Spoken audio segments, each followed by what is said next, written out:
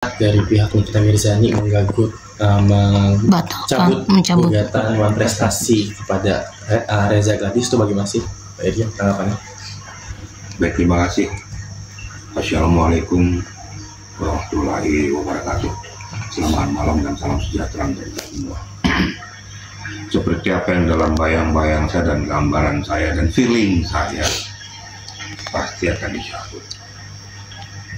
Karena apa?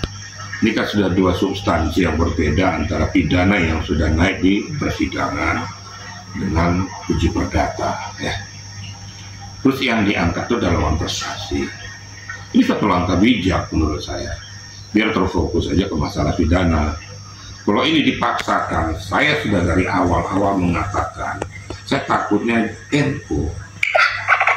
Karena saya bilang Dewan Prestasi yang dikatakan ini nggak punya dasar, ya. Berkali-kali saya sudah ngomong bahwa kesepakatan itu harus tertulis, dan apa yang disepakati harus tertuang semuanya antar pihak yang ditutup dan ditandatangani di atas kertas materai yang mengartikan bahwa negara itu hadir. Kita ini susah secara hukum, itu ya nggak ada.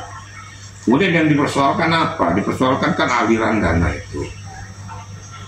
Suatu peristiwa perdata prestasi akan gugur apabila yang dipermasalahkan berbau pidana.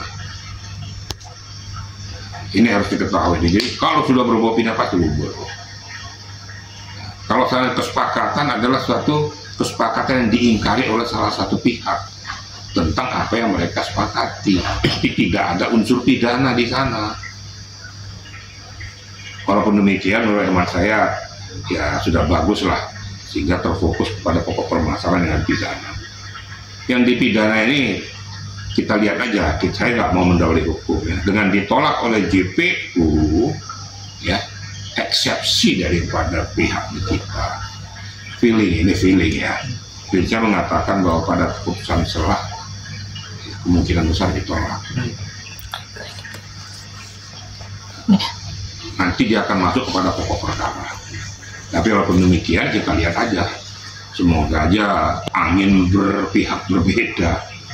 Kan kita tidak boleh mendahului hukum. Saya akan analisis hukum saya aja gitu. Nah, persiapkan saja di ajang pembuktian nanti. Mungkin dari pihak Reza kan sudah menyampaikan ada menyangkut orang-orang tertentu. Di dalam BAP itu disebutkan orang-orang tersebut. Nah, ini pasti akan dipanggil hakim untuk membuktikan orang tersebut ada nggak irisannya, ada nggak relevansinya dengan peristiwa yang dihadapi oleh Nikita. Ini yang perlu dicermati, makanya itu disiapkan semua dari pihak Nikita untuk mengkonter itu. Kemudian dari pihak Reza juga, kalau seandainya muncul umpamanya adoptif, ya mohon maaf saya sebutkan saja gitu ya, karena sudah tertuang, sudah terbunyi juga, ya siapkan saja adu argumentasi di meja persidangan itu. Dan persidangan terbuka, jadi jelas akan diamati, dicermati, baik para penggawa hukum, ada JPU, ada pengacara kedua belah pihak, ada majelis hakim, ada juga publik pemerhati yang lain, sehingga terbuka untuk umum. Jadi betul-betul disaksikan duduk perkara yang sebenarnya.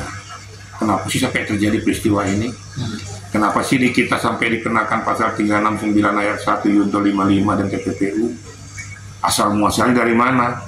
Nah, ini yang saya maksudkan kepada pihak Nikita dan kuasa hukumnya. Nggak usah lagi kita gambling segala macam, sudahlah, buka saja. Kemarin saya monitor kok nggak salah ini, kita ngomong BPOM kok diam saja kan gitu. Ya sudah, buka saja. Memang BPOM sangat saya sesalkan sekali. Sudah ya, dari Departemen Kesehatan, Menteri Kesehatan muncul, bunyilah supaya betul-betul mencermati ini. Nanti tingkat kepercayaan pada BPOM nggak ada. Karena BPOM masalah skincare ini kan online. Secara online didaftarkan, verifikasi, kemudian rumah produksinya juga nggak jelas, dicek atau tidak. Dia hanya memberikan izin edar aja. Ini yang berbahaya. Atau setelah dikasihkan izin edar, produksi daripada pemohon skincare itu bermasalah semua. Ada yang overclaim, ada yang underclaim. Makanya banyak yang kena kanker kulit, iritasi, kulit yang pecah-pecah. Kenapa? Banyak mengandung zat kimia, zat berbahaya. Satu lagi perlu saya informasikan pada masyarakat luas ini. Banyak juga gelondongan dari luar negeri yang dibeli tuh tanpa label. Sampai sini kan ketutup semua. Mana tahu nih sang pembeli ini isi kandungannya apa. Dari sana dijual umpamanya 100 rupiah, di sini jual 1 juta. Berapa keuntungannya? Nah ini yang harus diverifikasi betul. Kalau ini betul-betul kejahatan kemanusiaan. Udah penting rumah produksinya ditutup, kemudian uang hasil kejahatan itu disita untuk negara. Kenakan dia TPPU. Itu betul. Itu kira-kira media ya. Itulah perjalanan daripada awan prestasi yang sudah dicabut oleh pihak kita. Jangan tanyakan kenapa pada saat bertengkar, nggak ada urusan bertengkar di pengadilan itu. Urusannya ada substansi hukum. Kira-kira gitu ya. Pak, tapi Mir juga sempat sebut Pak bahwa saat di BAPI itu juga nama Dokter itu disebut terus gitu. Tapi kenapa tidak dilibatkan? Nah, dari pihak Reza Gladys pun pas di sosmed dia juga udah bertanya kenapa pihak kepolisian sampai detik ini tidak memanggil Doktif katanya gitu untuk menindaklanjuti, karena di awal pelaporan pun sumber pertama itu dia menyebutkan nama Doktif bukan NM. Kalian tahu dipanggil atau tidak? Kan nggak tahu, itu kan asumsi mereka. Faktanya pada saat pembacaan dakwaan itu disebutkan nama-nama itu. Maka saya bilang jangan berasumsi dulu. Nah nanti apakah dipanggil atau tidak itu kan saya bilang tadi, apa-apa yang tersebut di dalam BAP itu di depan majelis hakim akan dipanggil minta keterangannya sesuai dengan apa yang disampaikan oleh pelapor tentang situasi kondisi itu. Saya yakin kalau memang Doktif nanti memang sebutkan dalam BAP pasti akan dimunculkan diajak pembuktian. Percaya dengan saya. Di samping nanti tentunya ahli pidana, kemudian ahli yang lain yang menyangkut bidang kesehatan dan sebagainya, uji materi di situ. Nah disitulah kesempatan ajang pembuktian siapa sebenarnya berbuat yang tidak benar ini. Nanti akan ketahuan, bukan di kita aja yang korban yang lain-lain yang ikut dalam irisan dan relevansi akan kena semua. Nah makanya saya katakan tugas tanggung jawab pengacara depan kita ini sudahlah, toh sudah kena. Mau korban sendiri, bongkar saja Pandora itu. Ini juga akan bermanfaat bagi masyarakat. Kalau memang ada irisannya masalah ke skincare, bongkar. Kenapa permasalahan nih? Daripada kamu kena sendiri. Ini kan ada untungnya. Sehingga juga BPOM yang diam-diam ini juga harus diperiksa juga. Kenapa kamu diam-diam aja gitu loh? Pick up kayak berita keterangan. Ini kan jadi merugikan daripada konsumen satu. Bisa saja juga merugikan daripada produsen yang punya skincare. Contoh ya, saya nggak berandai-andai. Umpamanya Reza nih, dia punya skincare-nya ada. Atau benar, tapi kalau sawah sangka akhirnya turun produksinya, kan kasihan Rezanya. Bunyi BPOM. Tapi kalau seandainya skincare yang bermasalah, segera ambil langkah tindakan hukum. Sehingga itu ditutup rumah produksinya, sita uangnya. Karena itu hasil kejahatan.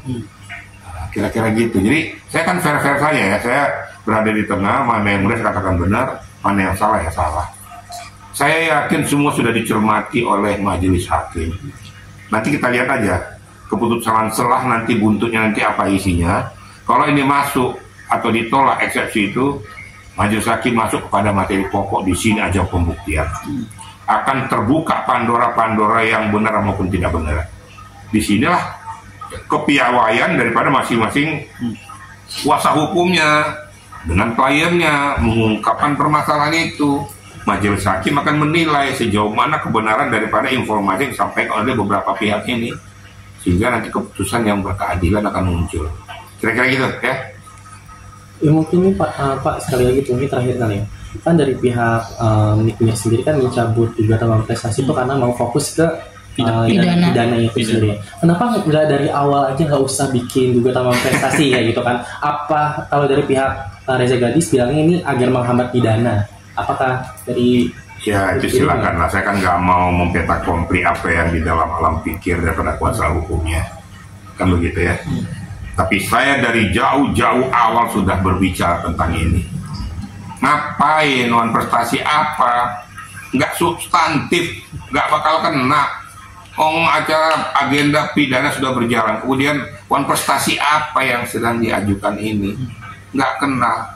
Saya takut lama-lama kalau nanti dilanjutkan terus, nanti yang muncul NU salah objek. Dari awal kan sebelum dicabut saya sudah ngomong sama media nih, faktanya dicabut kan. Nah ini katanya permintaan daripada Nikita supaya dicabut, supaya fokus. Ya masalah sudah biar fokus ya dari dulu lah, kau fokus kenapa sekarang kalau kayak gini gitu loh. Ini kan kasihan Nikitanya gitu loh. Fokuslah membela Nikita betul-betul firm gitu loh. Nikita kan nggak ngerti secara keseluruhan masalah risalah hukum. Mana yang terbaik diarahkan pada orang, oh itu terbaik dia masukin, padahal masuk jurang kan gitu kan. Nah kasihan, tolonglah kalau kita membela itu yang benar-benar membela klien yang benar gitu loh. Ya kita doakanlah Nikita, mudah-mudahan dia kuat bagaimanapun secara pribadi ya. Saya kasihan ya dia. Ya. Anaknya juga sedang bermasalah di pengadilan, dia punya anak ya. Omong kosong, seorang ibu tidak berpikir, itu darah dagingnya semua. Ya kita doakan dia tetap kuat ya, bisa menjalani permasalahan semuanya supaya berjalan dengan baik. Itu kira-kira ya dia. Siap Pak, boleh